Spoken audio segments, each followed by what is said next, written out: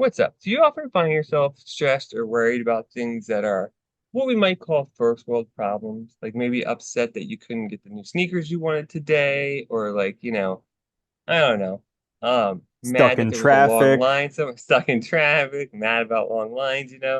Well, today that though you're in luck. This is the Existential Stoic podcast. We're talking about first world problems today. I'm Dan here with Randy. What's up, Randy? Yeah, Danny. Ugh, I'm having some first world problems this morning. I'll tell you that much. Dude, Can't think straight. yeah, it's tough because you know what? Life, despite what problems there are, it has gotten really easy. Yeah. It had.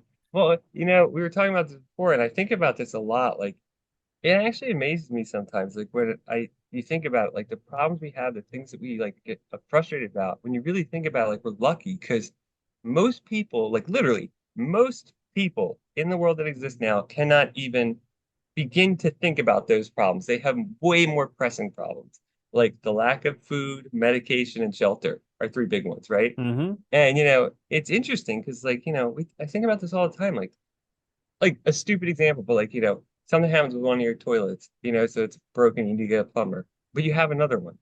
Well, there's plenty of people that don't even have plumbing, and like getting mad that, oh, there's only one bathroom available, we have to take turns, geez, or something What like the that. It's heck? just, yeah, it's just funny because it's like, yes, this is our normal reality. So we're still getting upset at things being broken essentially, which is fine. But like when you put it in context or perspective, it's like, wow, should I be upset about this at all? Mm-hmm. Yeah, it gets pretty absurd because we come to take for granted a lot of stuff, and oftentimes we compare ourselves. Everything. Yeah, everything. I know, right? I was being kind. Yeah, Yeah. but everything. And we compare ourselves to our neighbors a lot. So it's kind of like this keeping up with the Joneses type of thing. So in America, most of us are fortunate enough where we live a middle class or upper middle class lifestyle. And Yeah. so, you know, not any real lack of food, not any real lack of entertainment, not any real lack of like cars or anything. I remember there was a book called Factfulness that takes a look at like the world's population. And it's like if you have a stove, running water, a motorcycle or better, and I think a bed, then you're in the top, I don't know, percentile of the world. Oh, dude, whenever I teach social ethics or environmental ethics, I always would tell my students about like these statistics. And this is another good one. It's a little old though, so I'm sure the numbers have changed, but it was like 2013 or so when I first used it. But the stat was 6.5 billion people have access to a smartphone with the internet. 4.5 billion people have access to a toilet. Think about that to That's plumbing. why people are So like, dumping all over you on social media. yeah, right. But you think about that though, and that is like a crazy statistic, right? And like, Mhm. and it's interesting because I think when you start to put these things in perspective, also like I think one of the other stats, and again, this is a little outdated, so the numbers have changed, but it was like I think it was one third roughly of the population lives on less than $2 a day. And Mhm. that's like what? Like what is that? Like 3 billion people roughly, give or take. And think about that. $3 a day or $2 a day. Like that is nothing. If I go to work, I spend $2 probably in gas. And like, it's insane. But this was one of the things that one of the reasons that I wanted to do this episode because I think in America we take a lot for granted because there aren't very good examples of poverty. Like, sure, there are some poor people and there are those poor places where you stay away from, but like it's not really in your face unless you live in San Francisco, I guess. But uh, you know, Well, we try. Well, that's a good point, right? Is that a lot of places in the US make a concerted effort to keep those things away and out of sight, like out of sight, out of mind. I And they mean, dude, do, look a at lot. look at Rambo First Blood. Rambo was a freaking Vietnam War hero drifter, Yeah. and the police wanted to keep him out of town because he didn't want drifters there, and he drew first blood. I mean, That is a great anecdotal story too yeah, about what really happened in the true history of Rambo and the Vietnam War. absolutely. Yeah, but like so like one of the things is traveling, you get to see a whole bunch of stuff that is kind of like it's pushed out of where you would your normal view. Like you might see it on the news, and of course they make this like big thing about it, but it's like it's not really real when it's on the news. And then you see people like living in slums, and you see people who would really do anything for money. And it's just like, you know what? Having what I have is pretty good. Yeah, and the crazy part, you don't even have to travel outside of the US. You can just travel around the US. I mean, but even I always like to like one of the things I always loved about traveling too, especially outside of the country, is like you also just get to see the reality that no matter where people are, no matter how much they have, they're all trying to do the same thing, just like live their best life that they possibly can, given whatever situation they're in. And it's like once you realize that, it is so much easier to like kind of be grateful for what you have, I think, too. Going back to also your point, like, you see this in your face and it's like, wow, that is real. Like, how am I Mm-hmm. upset about, that they didn't have the white card and when I went to go get a car, and now I'm mad because I have to wait a week or something? Sure. Or It's like, my neighbor got the newest model and I have last year's model. What the heck? yeah. What's wrong with this world? How could he do that to me? Yeah. Well, it's funny too, because this comes up a lot. Like I noticed, like we talked before about how much like we both learn a lot. We like doing new things, and like there's so many times where like I will catch myself being like, I'm never gonna learn this. This is ridiculous. Or this is so hard. And it's like, dude, I am so lucky to be able to even do this or try it. Or, I'm so lucky to live in a time where these things are now easier, like, Mm-hmm. and doable. Like, think Dude. about even like there's so much stuff you can do now that you just could not do like in the past. Yo, you make such a great point because, like, I mean, with the coding stuff that we do, I remember back before, like, learning coding back before YouTube and when the Oh internet was in its God. infancy. And, like, I would get a book on Perl and, like, try and go through the book. And it was the most frustrating thing ever because stuff would No not help. work out like it was in the book. And then you'd be out of resources. And it's like, all right, awesome. That was a great learning experience. Dude, it literally like your ability to learn was slowed so much because of that lack of resources. Like I remember the first coding course I ever took was web development in high school, and it was just HTML. That's all that existed. Mhm. And it was like so hard to get things to be the way you wanted, so hard to get things to look the way you want. Like it was just difficult. And like you said, there was not a lot of resources. Like I was in a class, so that did help, but like, Mhm. and that's why I didn't like pick it up as much afterwards. But now it's like, yeah, and that's the other crazy thing. Like, even when I remember when we went to college, like the internet had just basically gotten, starting to get used. I think AOL, like an instant messenger was out, but like you can go online and just get books and articles and research and stuff. So like, we were going to the library still. And I think about that a lot because it's like now, like, you don't even have to leave your desk. You can do as much research. It's insane. Like the amount of information we have You access can get to, a the whole amount of like, degree without even going to school. yeah, dude, literally. And like it's just amazing. Or like, if you want to do a home improvement project, you remember when you had to actually like go ask somebody how to do it or hire someone? Now you just Mhm. go, there's a million YouTube videos like that are good to show you how to do it. Like it is really incredible how we can take on all these things, try out all these things so easily because the bar for entry now is so low. Like there's that information's there. You don't need to purchase it. You don't need an expert. Like you can just, they're available. It's really Mhm. impressive. Oh yeah, I agree. Another thing that is really interesting. So, like, I think I told you about this, how I was watching something on Marcus Aurelius and it was talking about him being a Roman emperor and how, like, at that time, Rome thought that the cosmopolis of Rome was the entire world. Like, there was Oh, nothing heck yeah. outside of it. Yeah. And so I laugh because I look at us on Earth thinking that, like, we're the only world. But, like, when you start looking at the reality of the known universe that we actually know, Earth How is big like is it? Yeah. the most It's minuscule, insane. teeny little thing ever. And yet, like, that always helps me put stuff in perspective because I blow it Yes. completely out. I'm like, my life is so blah, blah, blah, and this, and those people have that, and it's not fair, and whatever. And then I look at like a little bit about how big the Earth is in the universe, and I'm just like, ah, oh, thank goodness. There it is. It means Dude, nothing. how big the universe is and how little we know even about our own solar system. Yeah. I mean, Like it's we just, haven't even like yeah. it's amazing. I wish Uh, I knew the stats because they are mind-boggling. But it's like, you know, the Earth compared to the sun, you can fit like millions of Earths inside of the sun. Isn't Okay, it like 350 million or something? something, and and so that's one star. The next nearest star, Alpha Centauri, is I think it's like four some light years, which is Yeah, it's like the four I usually hear. Yeah. yeah. So like if you light travels around the Earth, I think somewhere between like 4 and 7 times in a second. Okay, Yeah, it's a lot. travels around the entire Earth that many times in a second. Okay, so that speed going for 4 years plus, and you're at the next star. Okay, between Yeah. which there's nothing. There's just like nothing, empty space, Nothing. nothing. And then in our galaxy, I think there's billions of stars. So like that Yeah. happens billions of times in our galaxy, and our galaxy is not the only one. No, dude, that is the crazy part. Like when you start thinking about just when you look at the distance with our own galaxy, then you look at other galaxies and how far they are and like how many there's like I forget the last count I saw. There's so many.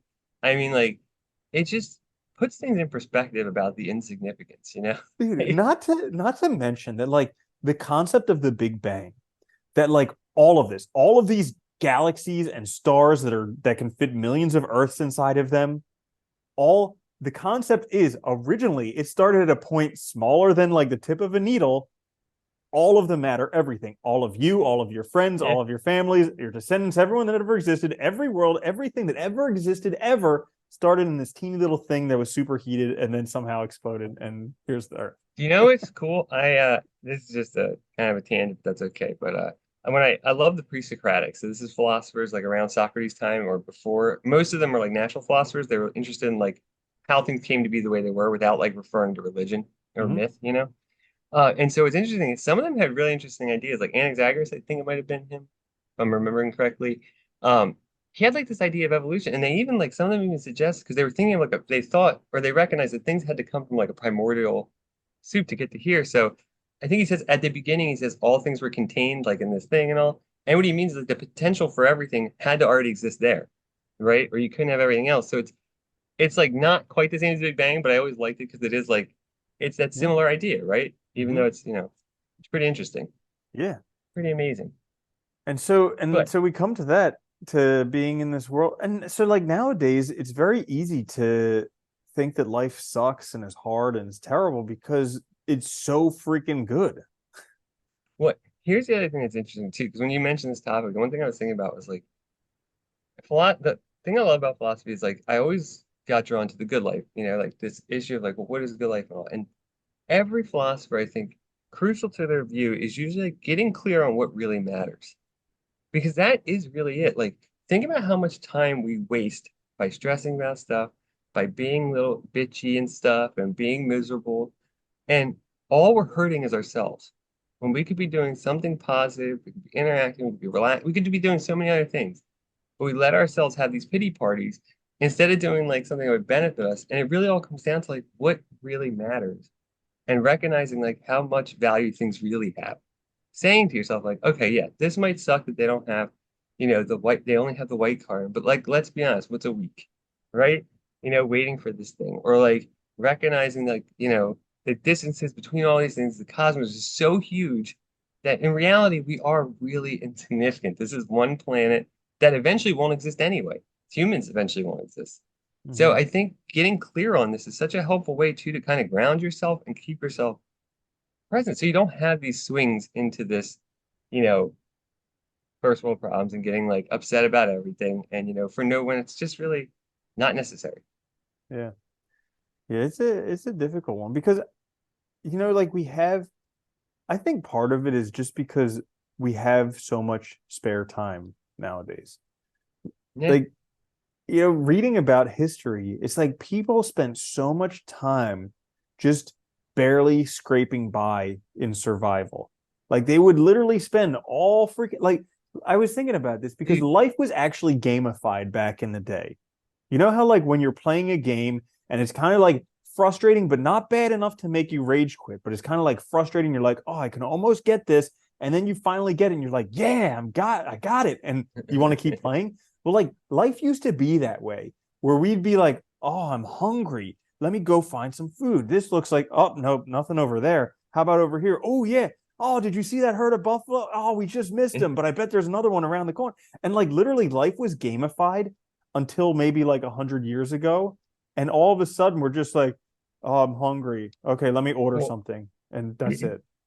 that's the other thing though, because I was thinking about this the other day too, is that progression in time, like the progression in development happens so fast.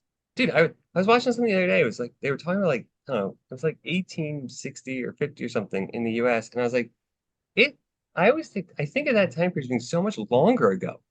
Cause like, it's like they're on horses and they have like pitchforks and like some guns maybe, but like not a lot. Dude, Like, and you it's just died of amazing to you me. died of like a bacterial infection. Like that Dude, was the I major was, killer. yeah, I just learned like not too long ago that it wasn't until the 1940s that they realized babies born with jaundice need water and light, sunlight. And I was like, think about that. I was like, dude, I was born like 40 years later. And like it's just that amount of time would have been the difference between me having a life or dying when I was infant. And it was just something like that. Like Dude, it's amazing when you think about it. and Like, like so many people died from toothaches, from like unbearable pain and then an infection that killed them. And it's totally yeah. preventable No, I mean, and it's just like, yeah, or when you think treatable. about it, it's amazing. And like that time too, you know, when we look back, it's like 100 and, 150 years, 200 years. That is nothing on the timeline of like just reality. It's just nothing.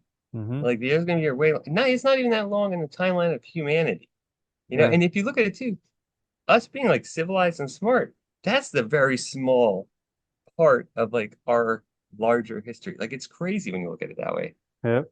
Yeah, like I love reading sci-fi books from like before 2000 Yeah. because they all talk about these like video phones as they're this out there thing that like you can communicate with each other. Wrap your mind around this. You have a little Yeah. handheld portable device that you can talk with somebody else with. And it's like, And see them maybe. I know, right? Yeah. This is sci-fi. Just try and believe it. And it's like we're Just living that trust us. stuff. Yeah, it is great. It's nuts though. But that's just it. Like, and I don't know, it just amazed me too. Like, but at the other hand though, and this is the other thing that always gets me, it's like they are still our problems though. And that's always the problem because, you know, all of us, everybody, we experience the world from our perspective, right? I mean, it's hard for us to even really grasp the concept that other people have internal worlds of their Hmm. own. Yeah. Most of us don't think like that. It's just hard Hmm. to. And so when you think about that, it's like it also makes sense why we get so stressed about these things that don't really matter larger in the larger picture because it still feels like it matters to us. Yeah. There's no hierarchy of suffering. So like even though we are living in a first world and somebody else is not, you have problems, they have problems, it both sucks. And like the thing about life is there's always going to be problems. So like Like, trying to understand that and learn how to live with there always being problems. well, you make a good point, right? Which is the problems that we experience are situationally and contextually dependent, right? So like even though I might even the problems I might have, somebody could never dream of them, in other places. The reality is that, and even though I could help them very easily, the reality is we are in two different places with Hmm. two very different sets of problems, but they are problems, right? In Yeah. the world we created. Yeah. Yeah. I had so like every once in a while the stuff that comes out of my mouth kind of surprises me in a good way. So like like That happens. the more work I do on this on my own, like I mentioned, I'm doing this self-compassion type thing. The more I recognize that, like, other people when they're doing crazy stuff, it's not some character flaw in them. It's probably some type of situational thing. So, like, there was a situation a couple of weeks ago where somebody was just acting like pretty crazy, and the first thing, without anything, but the first thing that came out of my mouth was like, "Wow, you must be really having a bad day, huh?" And of course, they were Yeah. like pissed off and they just got angry at me, like, no, I'm not having a bad day. And like, but it's like, it probably was. They were just having a bad day. And like, Yeah. that's what happens all the time, I'm sure. But but no, to your point though, right? Most of the time when that other people do stuff like that, especially that we don't know, right? We assume that's the person, not the situation. Hmm. And I think that is a mistake we make all the time. Whereas when it happens to us, we always assume it's the situation, not the Always a person. situation. Yeah. Right? And it's kind Uh-huh. of funny if we just extended that same because we like, if something happened to us and like I couldn't do something because like I don't know, I was really sick or something happened and you didn't understand, I'd be mad at you. Big dude, like like I'm sick. What do you want me to? And like, but if it was a stranger, it'd be like, oh, that person just can't get their work done. They're always procrastinating. It's like it's kind of funny that we make this. I think like if we flip that and actually thought of the person more, we might, or the situation more as probably causal factor, we might do better treating Yeah. people. Yeah, That was said absolutely. very poorly. No, I get what you're saying. We're like, that's the difficult thing is recognizing that people are situationally like I forget the exact saying, but it's something like same person, different day. we're all basically the same person. We're just living a different day. Like some people are living a day where you feel great and wonderful and everything's working out perfectly. And some people are living the day where life is a living hell. And it's just like, Yeah. which person are you encountering today? Dude, I remember, and this is actually a true story. It's going back a while. But I remember being in a store and this register person was ringing people out, and like she kept looking at her phone, and people were getting all upset, like because she kept glancing at her phone, glancing at her phone. And everybody's like, "Oh, she's not doing her work. She's blah blah blah." And it's like, and I was with them getting mad. It's like, what is she doing? Like on social media or something? Well, it turned out somebody did, one of the coworkers came up and asked her, her family member was in the hospital and they were worried about they were going to make it. So, of course, like she still had to work. I mean, arguably she probably should have, but whatever, but she still was working. They didn't know the situation yet, but it's like we couldn't be easier on her because, like, Yeah. but we don't know the situation. I think we always jump to blaming the person rather than like maybe something's going on that just might be more important than how fast I get out of the store, right? Mm-hmm. Yeah, absolutely. Yeah, and the crazy thing is, like, some people can't leave work. Like, as much as nice it would be to leave work and spend time with family, some people can't because they literally need that paycheck to pay for their rent, or else they're living out on the street, something like Yeah, that. and there's plenty of jobs where you don't get paid if you don't work. Yeah. Like Yeah, there's plenty. So another thing that we share with each other this week was that saying from I think it's Krishnamurti that it's no measure of health to be well adjusted to a profoundly sick society. yeah, And it's crazy because like so often I'm just like, I do not fit in this world. Like there's something wrong with no, me where I do not fit. And I'm like, hang on, this world is it's falling apart. everybody else. Clearly it's everybody Oh, else. wait a minute. Not me, it's everybody else. Yeah. But it just might No, be. Because like you look at it, I mean, I heard these like staggering statistics just about health. Yeah, it was about health. Because actually, I'm listening to this really good book called Arete, which is about like virtue. It's this Greek word for hugely virtue. Yeah, long book, arete. 451 topics. He basically like summarizes every book that's ever been written, but it's a lot of useful hints. And so like he's talking about kind of mental health and stuff like that and how a lot of it is related to our physiology. And actually that was where that quote came from. And it was saying how like we live in a world where, 2/3 of people are obese, people don't walk anymore, and they found that like a you need like at least 5,000 steps a day for your mental well-being, and most people in America do not reach that.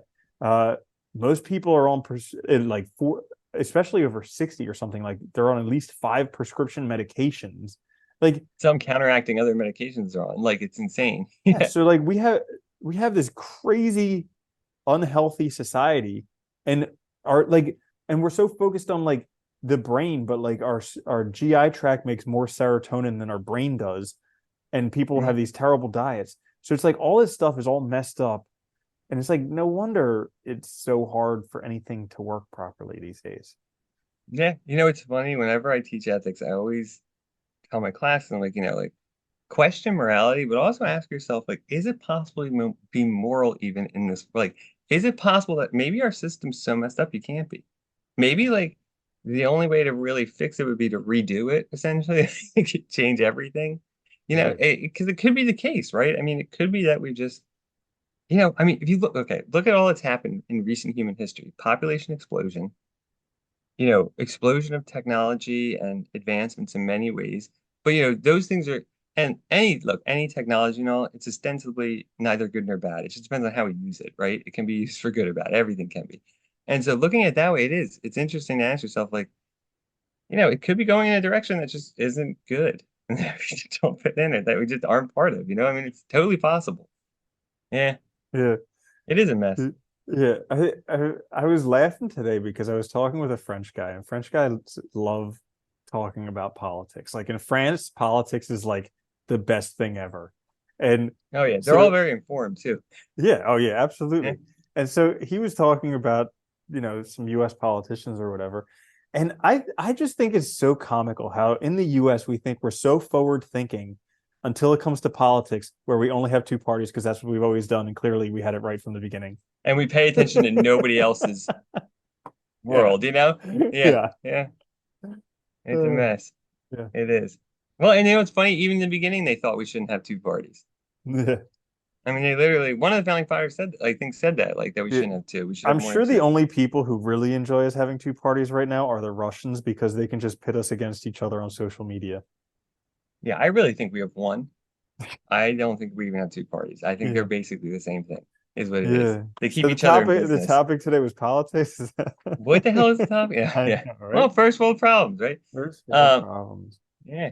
It is. It's just it's funny. I don't know. I think that's the hardest thing though, is getting things in perspective. And even like that is another one. Like, like we don't Americans tend not to look outside even their world, right? Mhm. The US for anything. We don't look at much other how what's going on in countries. We don't pay attention. And I think that's the other thing, like expand that perspective so you can see what's going on You around you. also got to question, like everything is, uh, our ego just wants to look good, to feel good, to Oh, do stuff, different stuff like that. sorry. And I'm I would glad you this mentioned that. this book Arete is like a really good book, except for that he goes way overboard with virtue signaling.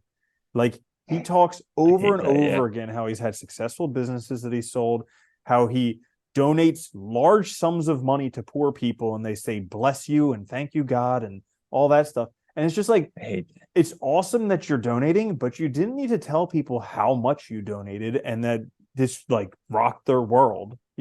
That doesn't do Yeah. anything for anyone except for yourself. And Which means you're doing it for yourself and you don't mhm, really care about yeah, helping those people. exactly. Yeah. Yeah, exactly. So Which is it's like, exactly it. but it's like that you run this is what like the problem with the ego is that like it's very good at hiding. Well, dude, I was just thinking of this too, because I think about this a lot. Like all the people in the world struggling, suffering, and all, and like there's no reason for it. Like there's no reason why we couldn't all work together and fix things. Like literally. The Hmm. only thing stopping us There's enough is food and con money. Yeah. yeah, exactly. Like we could, and there's enough technology. We could literally share and stuff, but we don't because, you know, each country is like a sovereign, it wants to be sovereign and it wants to protect its own. It's that ego, right? The country's ego, and then you have the individual ego. And it's like there's no reason why anybody has to have a bad life, but we make it so that we can look at them and say, well, I'm better.